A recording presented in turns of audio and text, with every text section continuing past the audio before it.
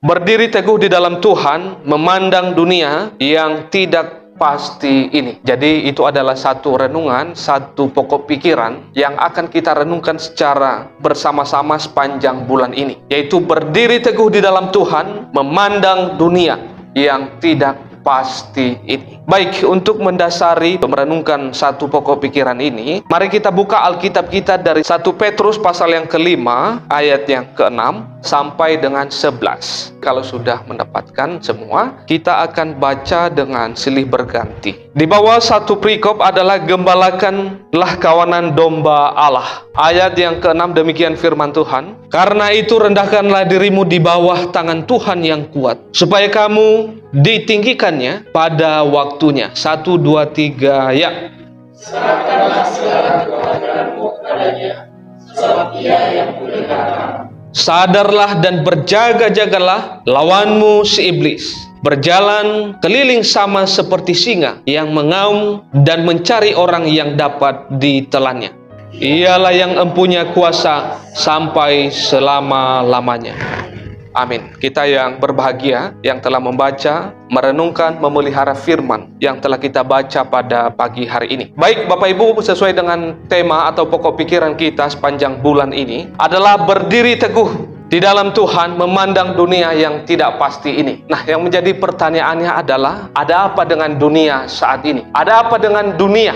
Nah, Bapak Ibu yang dikasihi oleh Tuhan, saya memberikan atau membahas dua kejadian yang masih terus terjadi dan kita tidak tahu kapan usainya. Kejadian yang dialami oleh dunia pada saat ini. Yang pertama adalah kita tahu bagaimana COVID-19. Walaupun sekarang COVID-19 sudah, puji Tuhan, sudah menjadi penyakit biasa. Pada saat ini tidak seganas pada awalnya. Tetapi yang kedua adalah sekarang ini yang terus terjadi dan kita tidak tahu kapan usainya adalah perang. Invasi Rusia dengan Ukraina, Bapak Ibu. Kita tidak tahu kapan usai dan kapan selesai perang ini. Nah, Bapak Ibu yang dikasihi oleh Tuhan, akibat dari COVID-19 kita melihat bahwa dampaknya sampai saat ini masih terasa. Kita melihat juga banyak restoran banyak ditutup. Juga banyak toko-toko yang ditutup. Bahkan banyak orang yang kehilangan. Misalnya keluarga kita. Dan juga banyak orang yang kehilangan tempat pekerjaan. Nah, ini akibat atau dampak daripada COVID-19. Itulah yang terjadi saat ini di dunia. Kita juga melihat Bapak Ibu yang dikasihi oleh Tuhan, akibat dari perang, yaitu invasi Rusia dengan Ukraina ini, kita melihat banyak jiwa yang melayang, Bapak Ibu. Banyak sekali jiwa yang melayang. Banyak jiwa yang meninggal secara sia-sia. Dan ini adalah terkena yaitu dampak yang hebat, yaitu warga sipil, Bapak Ibu, yaitu kehilangan rumah mereka, yaitu mengungsi ke sana kemari, tidur tidak nyenyak, dan juga mungkin makan mereka tidak tenang juga, Bapak Ibu. Mungkin kalau orang tua kita zaman dulu bagaimana merasakan perang, jadi masih kita dengar tidur tidak nyenyak dan juga apalagi makan. Nah, ini adalah yang terjadi, ini adalah dampak daripada perang ini. Dan ini adalah dunia pada saat ini. Kita juga melihat Bapak Ibu yang dikasihi oleh Tuhan, akibat itu daripada perang ini seluruh dunia kena dampak, yaitu dalam naikkan harga bahan makanan dan juga energi. Nah, kita melihat Bapak Ibu yang dikasihi oleh Tuhan, di mana krisis pangan karena Ukraina dan juga Rusia ini salah satu yang terbesar di dunia, yaitu produsen daripada bahan pangan maupun juga energi. Begitu juga dengan Ukraina ini adalah salah satu yang terbesar di dunia, adalah produsen daripada makanan, yaitu bahan pangan. Maka ini adalah yang terjadi pada saat di dunia. Nah, yang berikutnya adalah dampak daripada perang ini. Ada kemungkinan Bapak Ibu bisa terjadi perang dunia ketiga. Tapi kita tidak menginginkan hal yang demikian. Karena di belakang dua negara ini yang sedang berperang, negara-negara raksasa semua. Kita lihat di belakang ada NATO, dan di belakang juga negara Rusia, itu juga negara yang hebat. Nah, ini adalah dampak daripada perang ini. Kita melihat beberapa hari ini juga ada berita yang menghebohkan, di mana Korea Utara dengan Korea Selatan meluncurkan nuklir di dekat perairan, yaitu Korea Selatan. Nah, Bapak Ibu yang dikasihi oleh Tuhan, Pak Jokowi pernah mengatakan bahwa di tahun yang akan datang ekonomi akan semakin sulit akibat daripada yang terjadi di dunia pada saat ini. Nah, Bapak Ibu yang dikasihi oleh Tuhan, kita coba memandang, kita coba melihat dari kacamata kita sebagai orang percaya. Apa sih sebenarnya yang terjadi itu? Mengapa bisa sebenarnya terjadi ini semua? Nah, pertama Bapak Ibu yang dikasihi oleh Tuhan, tentu ini adalah karena apa? Haus yang namanya apa? Kekuasaan. Nah, itu yang pertama. Yang kedua, ini adalah keangkuhan manusia, terutama para pemimpin-pemimpin dunia yang berpengaruh di dunia pada saat ini. Juga kita melihat bahwa ini adalah karena ketamakan, dan tentu di balik ini semua adalah apa? Ada tangan si jahat yang bercampur tangan. Ada kuasa iblis, ada kuasa si jahat yang bercampur tangan di balik ini semua. Nah, Bapak Ibu yang dikasihi oleh Tuhan, ini adalah keadaan dunia saat ini yang semakin sulit, yang semakin kacau. Nah, bagaimana kita melihat atau memandang ini sebagai orang percaya? Maka dengan demikian Bapak Ibu yang dikasihi oleh Tuhan, paling tidak dari teks yang telah kita baca ini ada 5 hal yang perlu kita perhatikan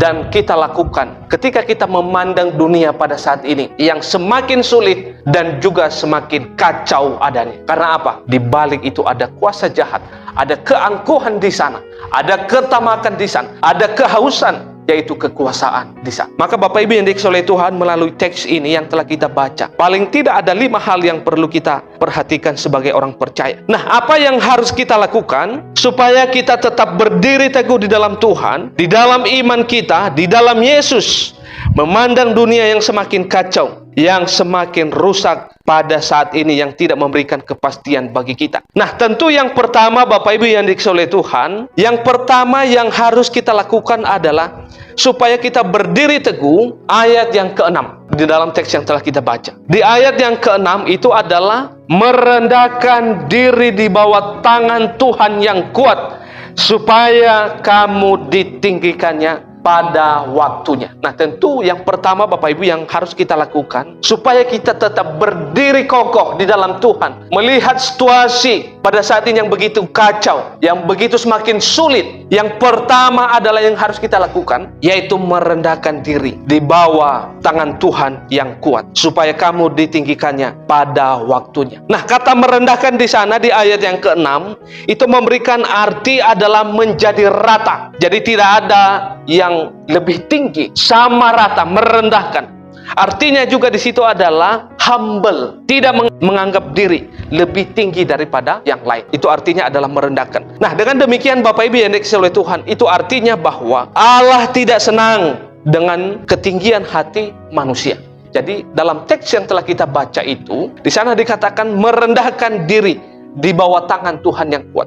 Itu artinya bahwa Allah tidak senang dengan ketinggian hati manusia. Allah tidak senang dengan kecongkakan hati manusia. Allah tidak senang dengan kesombongan hati manusia. Dan Allah tidak senang dengan sikap manusia yang memperlihatkan dirinya lebih mulia, lebih agung dibandingkan dengan yang lain. Nah, dengan demikian Bapak Ibu yang dikasihi oleh Tuhan, tetapi sebaliknya Allah mau saya dan kita semuanya, yaitu supaya kita merendahkan diri di bawah kemuliaan Tuhan, supaya kita merendahkan diri di bawah tangan Tuhan yang kuat, dan juga tidak menganggap diri lebih daripada yang lain, menganggap diri rata sama dengan yang lain. Nah, Bapak Ibu yang dikasihi oleh Tuhan, di dalam Ayub pasal 5 ayat 11 mengatakan demikian, Ia menempatkan orang yang hina pada derajat yang tinggi, dan orang yang berduka cita mendapatkan pertolongan yang kuat. Lebih lanjut, Yakobus pasal 4 ayat yang ke-10 berbunyi demikian, rendahkanlah dirimu di hadapan Tuhan, dan Ia akan meninggikan kamu. Maka dan demikian Bapak Ibu yang dikasihi oleh Tuhan, melihat kekacauan, melihat dunia pada saat ini yang semakin sulit, cara pertama yang perlu kita perhatikan dan yang kita lakukan adalah merendahkan diri di hadapan Tuhan yang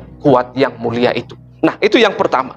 Nah, yang kedua Bapak Ibu yang dikasihi oleh Tuhan, apa yang harus kita lakukan supaya kita tetap teguh di dalam Tuhan, supaya kita tetap kuat di dalam Yesus Kristus, di dalam iman kita, memandang dunia yang semakin kacau dan semakin rusak pada saat ini adalah ayat yang ke-7. Ayat yang ke-7 di sana adalah serahkanlah segala kekhawatiranmu kepadanya, sebab Ia yang memelihara kamu. Kita coba baca sekali lagi Bapak Ibu, ayat yang ke-7 bersama-sama. Ayat yang ke-7 kita baca bersama-sama. 1, 2, 3, ya. serahkanlah segala kekhawatiranmu kepadanya, sebab Ia yang memelihara kamu. Jadi Bapak Ibu yang dikasihi oleh Tuhan, khawatir, gelisah, cemas, rasa takut dan rasa bimbang, sebenarnya kita semua orang wajar untuk mengalami hal demikian. Mungkin kita melihat situasi pada saat ini begitu sulit, mungkin kita melihat keadaan saat ini begitu kacau. Rasa khawatir, rasa cemas, rasa takut dan bimbang itu wajar kita alami sebagai manusia yang normal. Tetapi yang tidak wajarnya adalah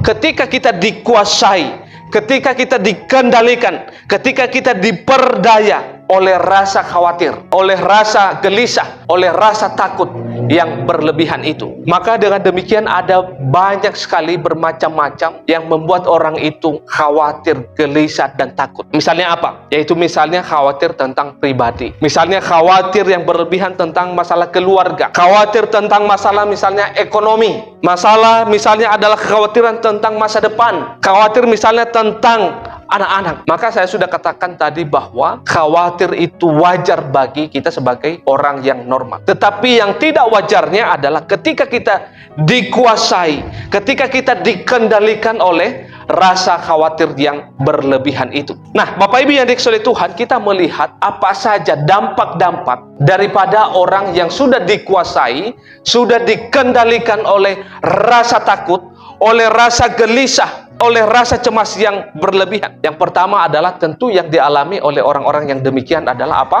Stres, Bapak Ibu. Akan mengalami stres. Jadi orang yang sudah dikendalikan, orang yang sudah dikuasai oleh rasa takut, rasa gelisah, akan mengalami yang namanya apa? Pasti mengalami stres. Terus juga adalah pasti susah tidur, Bapak Ibu. Ada di antara kita yang susah tidur di tetangga ini? Ada yang mengalami susah tidur? Nah, ini perlu diperhatikan apakah faktornya itu masalah karena terlalu takut, khawatir, cemas yang sudah kita dikuasai, sudah dikendalikan oleh hal demikian. Itu adalah dampak daripada salah satu yaitu rasa khawatir yang berlebihan. Terus juga adalah sering misalnya sakit kepala. Siapa di antara kita yang sebentar-bentar gitu sakit kepala, pusing? Ada alami hal demikian? Nah, ini perlu diperhatikan apakah faktor lain atau faktor apa? Kenapa sering-sering kita sakit kepala, pusing gitu ya, stres gitu, sedikit-sedikit pusing kepala, sakit kepala. Dan orang yang sudah dikuasai oleh rasa khawatir, yang sudah dikendalikan oleh rasa khawatir ini juga adalah bikin badan itu tidak enakan. Jadi apa-apa itu badan itu tidak enak gitu ya, rasanya tidak fit gitu. Dan orang yang sudah dikendalikan oleh rasa gelisah, rasa takut ini adalah biasanya ada orang yang bosan hidup. Ada nggak di antara kita yang bosan hidup? Terlalu stres mikirkan dunia ini, bosan hidup gitu ya. Nah, saya percaya tidak ada di tempat ini ya. Amin. Nah, yang kecil suara ini biasanya mengalami hal demikian. Tapi saya percaya tidak ya. Amin. Oke. Jadi ini adalah rasa khawatir yang sudah dikendalikan, rasa takut yang berlebihan. Yaitu ada bosan hidup di sana.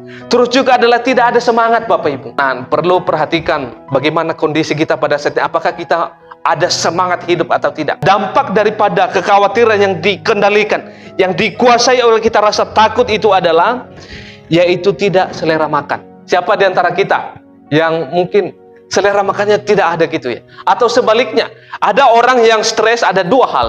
Karena saya mengalami ada teman saya waktu di kampus itu, ketika dia stres, sebaliknya kuat makan, Bapak Ibu, pengennya jajan terus. Tetapi ada orang yang sudah begitu stres karena masalah khawatir yang berlebihan itu tidak selera makan. Apa-apa itu tidak enak, tidak ada rasanya. Dan juga orang yang selalu khawatir itu yang dikuasai adalah tidak ada tujuan hidup. Maka saya percaya kita tidak mengalami hal demikian ya. Jadi kita semuanya yaitu ada tujuan hidup masing-masing. Nah, Bapak Ibu yang dikasihi oleh Tuhan, ini adalah berbicara tentang rasa khawatir yang sudah dikendalikan.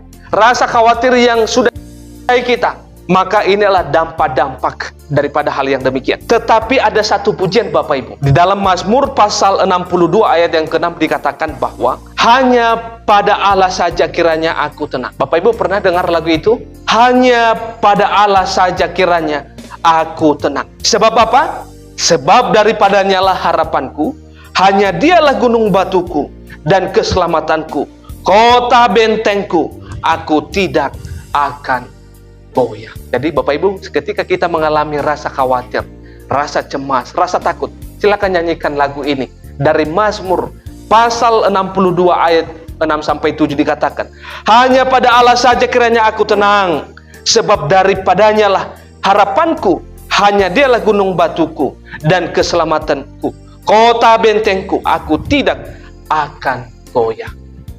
Bapak Ibu yang dikasihi oleh Tuhan, ini memberikan arti bahwa rasa tenang yang sejati itu hanya ketika kita berada di dalam Tuhan, Bapak Ibu. Orang yang di luar Tuhan, orang yang tidak berada di dalam Tuhan, percayalah, rasa khawatir, rasa takut, rasa cemas pasti akan mengalami lebih berat lagi dibanding orang yang sudah berada di dalam Tuhan. Jadi rasa tenang itu adalah hanya berada di dalam Tuhan.